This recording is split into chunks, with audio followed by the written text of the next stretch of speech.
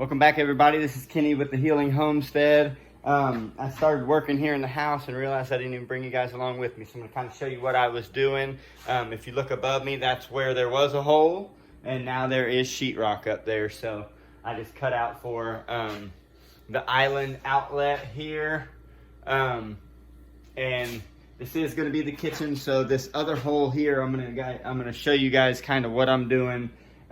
Really, I just cut in between the two studs, and I'm gonna attach on the sides, but we have this tool called a roto zip. If you don't know about it and you're doing sheetrock, it's something that if you know somebody that has one that you might be able to borrow or something, it would be worth it because it helps when you're cutting around electrical boxes, windows, doorways, anything like that. Like for instance, this doorway, I hung this full piece of sheetrock here over the door, and I just hung it all the way over. And that roto zip, it's got a bit that you can punch through the sheetrock. You can set the depth, and it will trace along whatever framing you have there. So in this instance, it was the door frame, and so you just run that roto zip on the inside like this. It kind of punches through the sheetrock. It rides along that stud, and it'll cut your sheetrock clean. So I'm gonna do that with this outlet up here above the refrigerator and just kind of show you guys what I'm doing in case any of you guys are getting into some stuff like us or know somebody who is. This is a trick that really helps. So.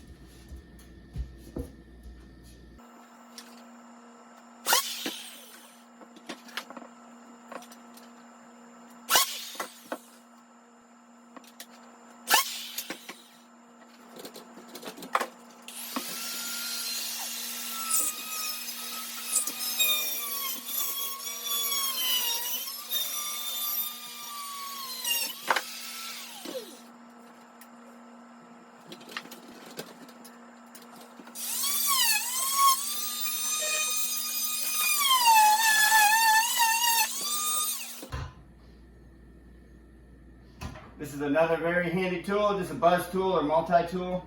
Very handy. Okay. Now I just gotta hope that that doesn't break before I get screws in it. Probably should have had these tools plugged in already, but this is how it goes.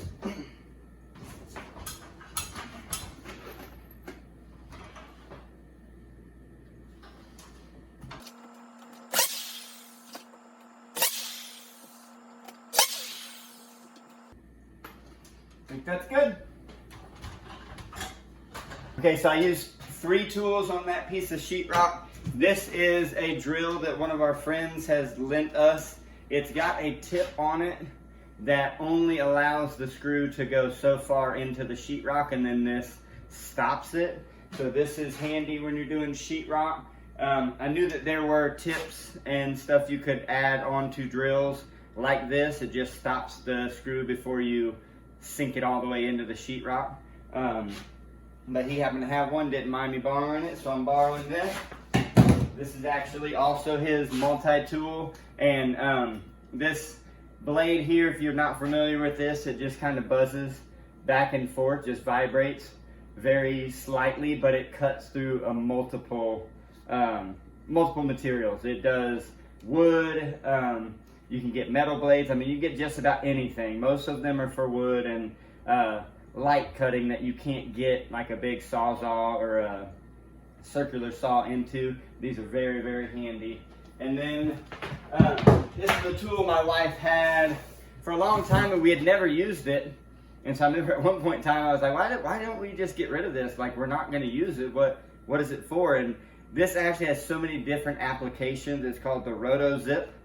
And like I said, this tip here, you can adjust this slide and make it go the thickness of whatever material you're cutting, like if it's 1/2 inch or like this is 3/8 inch sheetrock. You can just adjust how deep it is, and then that tip right there will trace along whatever you're cutting. So this comes in really handy, and this has got all kinds of different blade attachments to it too. So just some of the things that make this a little bit easier for us, because I honestly think doing a new build is in some ways easier, not cheaper, but possibly not cheaper than actually doing a remodel. There's been a lot of things that we didn't have the answer to. We just did it with the materials and the stuff that we had, you know, just whatever creativeness we had. And then come to find out later on, there's somebody that put something in the comments that is so much easier, or a process that we didn't even know was available. So keep dropping those comments. We appreciate you guys. And if we're teaching anything, we just thank you guys for keeping along. We're trying to build this house, build the farm, and then implement all these things that we're learning with the homesteading life. So I hope you guys are enjoying it. I'm going to keep patching up this ceiling. I believe this is the last portion of ceiling that I'm going to have to do big patches like that. And then we just really need to get these walls finished so we can mud and tape. So I'm going to get back to it, and we'll catch up with you guys later.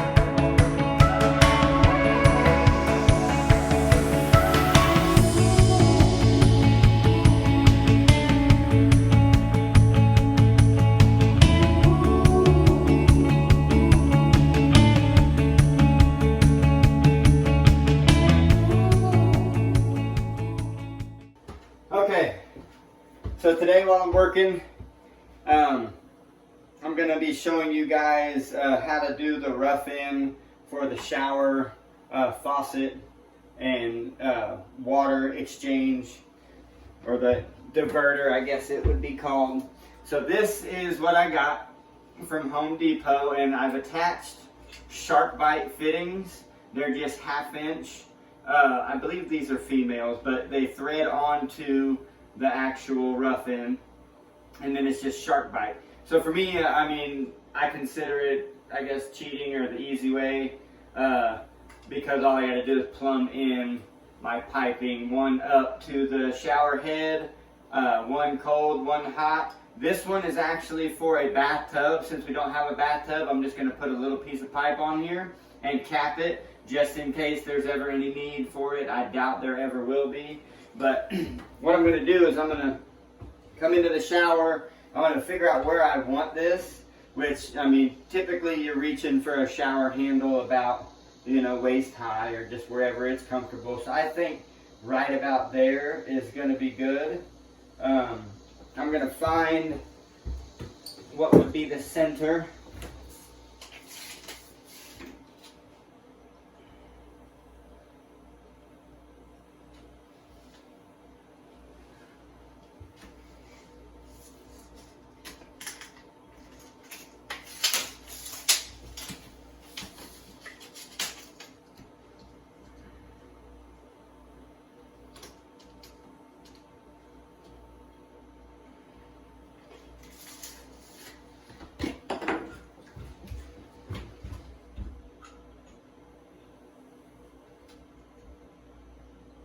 Looks good to me.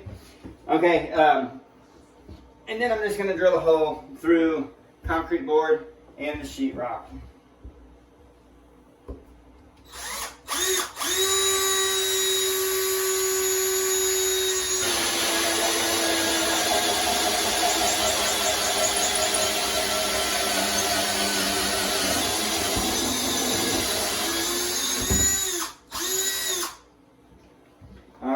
easy enough. So what you see here is what you will not see when everything is installed, because this is going to push through the back side, kind of like that. This plastic piece is going to be pushed up against the sheetrock or the concrete board, whatever your wall is, whatever the back is. And then this part is going to be pushing through. It's going to be covered up with that ring that your shower handle is attached to. And then you can buy a number of different like handles and shower heads or tub faucets to go with this stuff, and they have different internal components that this is just the housing body for whatever you're going to be putting into it. So it's got these different chambers inside of it. I don't know if you guys will be able to pick it up on the video, but it'll have different mixing valves and shutoffs just depending on the brand or model that you get. So I'm going to take you guys around the back side of this wall, and then I'll show you kind of how this is going to get mounted. So now I'm on the back side of the shower wall, and this Roughin part has a upside and a downside, and it's very clear because it says up here, it says up on top of it, and this plastic piece, when you have it clipped in right, it even says up in it. So this, it's very easy to know which way this is supposed to go. So it's just going to sit right here on the back of this wall, and now all I need to do is figure out how I'm going to attach it. And so what I'm going to do is I'm going to get a piece of 2x4 measured across here, and I'm just going to attach it to here, and then I'll attach it to the studs. And then that's pretty much going to be it on this part. And then it will be connecting my cold and hot water down there, running a pipe up to the shower head, and then that's pretty much going to be it. I mean, it's something that, yes, you may want to call in a plumber if you don't have, if you're not handy, but this is something that you can do at home too. If you're trying to save a little bit of money, it's definitely going to be cheaper for you to go get the materials and do it yourself. PEX pipe is pretty easy. You got to get the tools for it. Shark Bites, these fittings, it's a brand, but it's just kind of a push together fitting. It's not hard. It is more expensive. I will warn you that these are way more expensive, but I can take, if I push my pipe in here and I don't like how it sits, they have a removal tool where you can just push it and pull your pipe right back out. It's not like soldering or even sometimes the compression. When you tighten on a compression fitting, when you try to take it off, sometimes you won't be able to get it back seated right and it'll leak on you. Sometimes they'll work, but I like Shark Bites because of how simple they are to use. So I'm going to try to get this going. I'm going to speed it up a little bit though.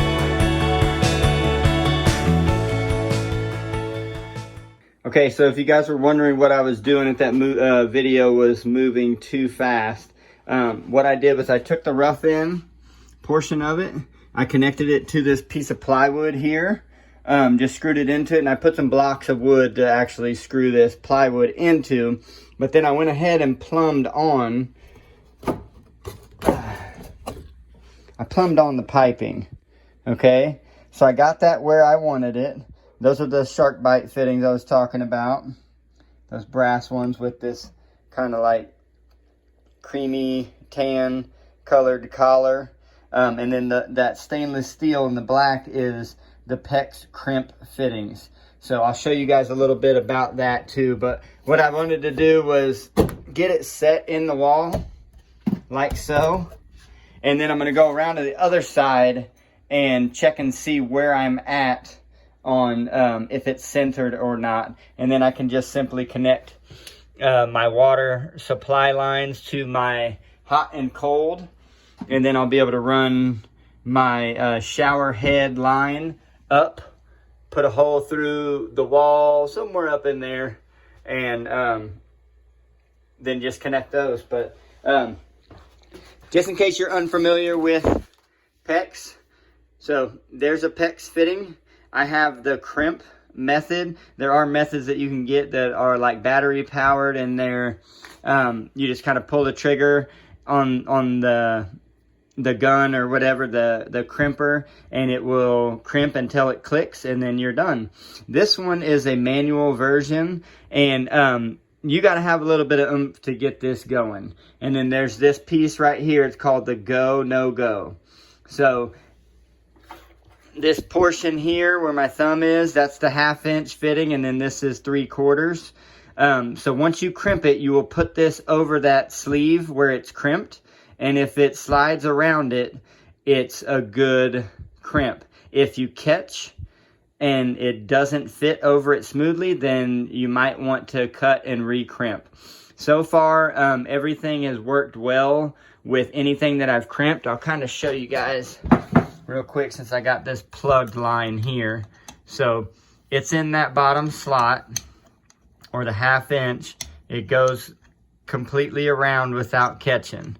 Okay, and I'm doing this with my left hand, so it looks a little bit awkward, but that's how you use this piece. So this piece you definitely need, unless you want to just try to blind plumb it and just hope that it works. I would rather check it. So now I'm gonna go around the other side and see how that fit, and then adjust as I need to, and then I'll attach this plywood to the blocks, connect my hot and cold to where they go, and then I'll plumb in the rest of this. So let's just see.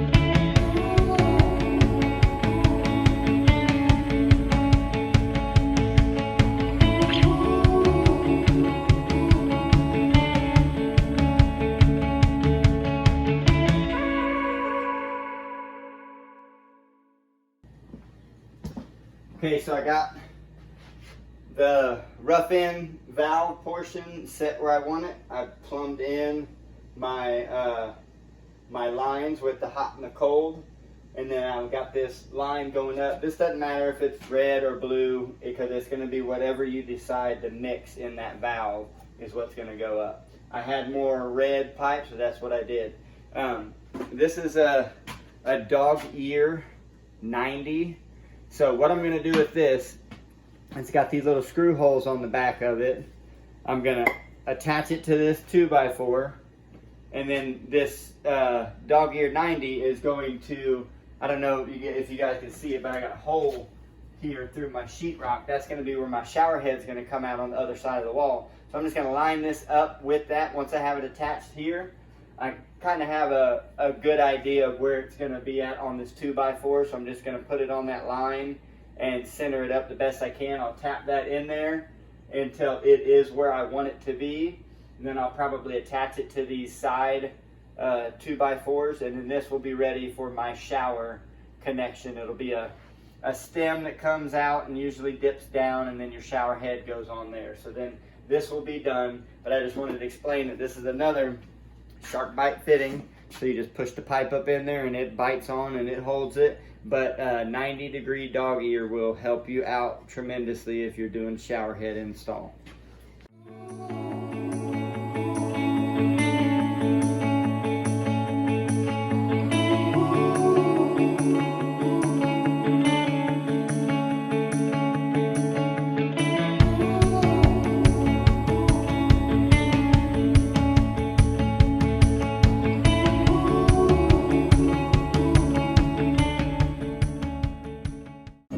Okay, so today I'm gonna wrap it up, but I got the Roughin for the shower done. Everything's connected. I am not gonna turn the water valves on because there's no shower head up there. So that dog-eared elbow that I showed you guys, or dog-eared 90, whatever you want to call it, it would just blow water right there inside the wall. So and it's aimed towards the shower, so all I need to do is get the rest of my shower head kit and install it, and then make sure that my shower is actually ready by installing tile and grouting and all that fun stuff. That's finished stuff that's going to come later. But for now, I think Delana and I are going to be able to sheetrock this wall. We're going to leave a little, just a little space down there that we can get into and access it, because if we ever need to, for whatever reason, work on the shower or the handle, we're going to need to shut it off. So leave a little access for yourself to get in there. You'll thank yourself later. We're going to do the same thing in the bathroom and the tub in there. So to kind of catch you up today, got the ceiling in the kitchen all sealed up. I also did a little bit of reworking on this electrical box in the wall there. The hole was a little excessive, but because we were trying to cut out for an older box, and so now that we got this new work box, it's gonna need to get trimmed down a little bit better. But things aren't gonna be perfect around here, but we're doing them ourselves, and it's getting done. I have some exciting news too. So a week and a half, 2 weeks ago, the time slips me sometimes, but we went to Hannibal. Doug and Stacy, they've got a channel. It's huge. They've almost got like 1 million followers. We hope to be a fraction of that one day, or maybe impact as many people as they do with their lifestyle. But it's off grid with Doug and Stacy. They've been living completely off grid, and I totally salute them and can respect that. We're not going off grid. We will eventually make our land to where we're using less and less, and then maybe one of these days, yes, ease into that lifestyle. And so for now, what we're doing is we're implementing on our homestead what we want to manage for now. So we're building the home and doing all that too, but I've told you guys before, and I've had videos of me making a beehive.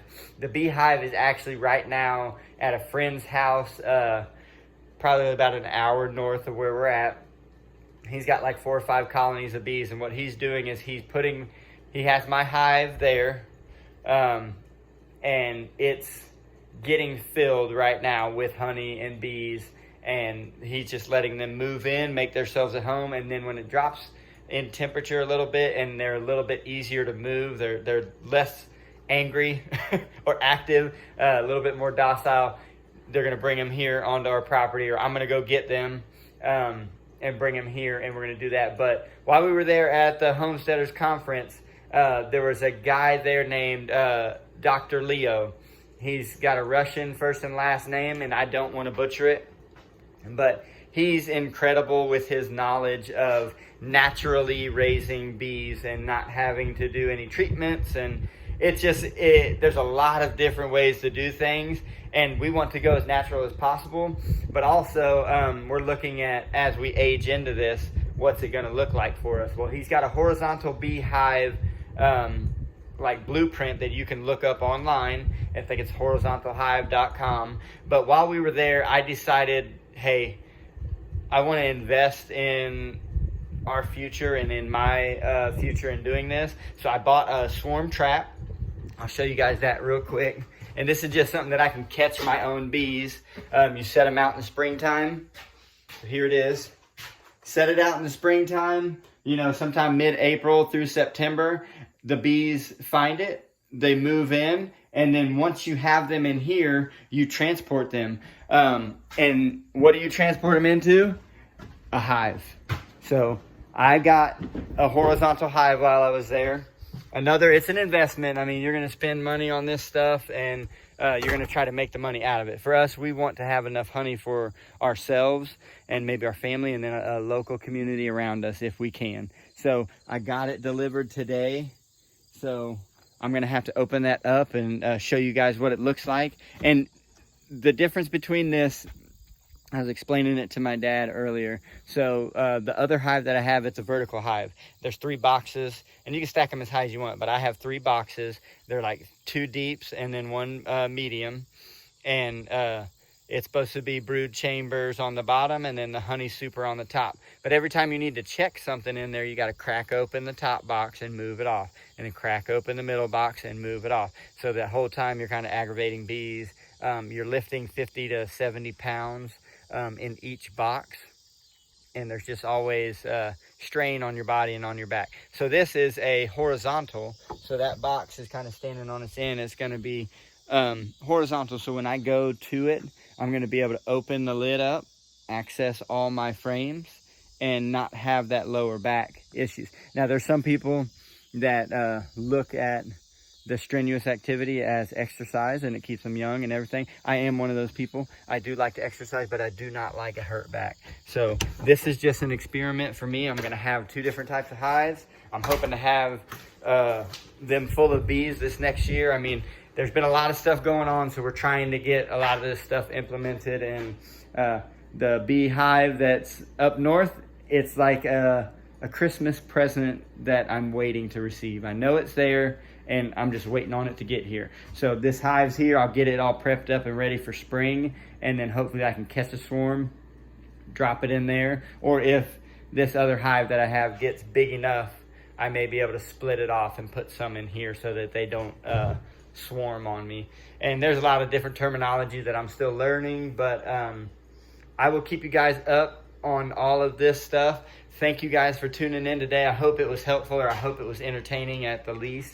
I'm going to go inside and eat some dinner and relax with the family and get ready for work in the morning. So for all of you that are out there, stay encouraged. You guys can do this if you want to do it. If not, tag along with us. We're going to bring you guys along. It's a lot of fun meeting and seeing other people that are way, way far out ahead of us. And then other people that are like, hey, I'm just now getting into this. Let me ask you guys something, because we are not experts at it, but we do know a little bit. We know enough to get us rolling in that direction. And so come on with us if you're on the bandwagon, and if not, just enjoy watching. It's bound to be entertaining sooner or later. So until next time, this is Kenny from the Healing Homestead. We'll talk to you guys later.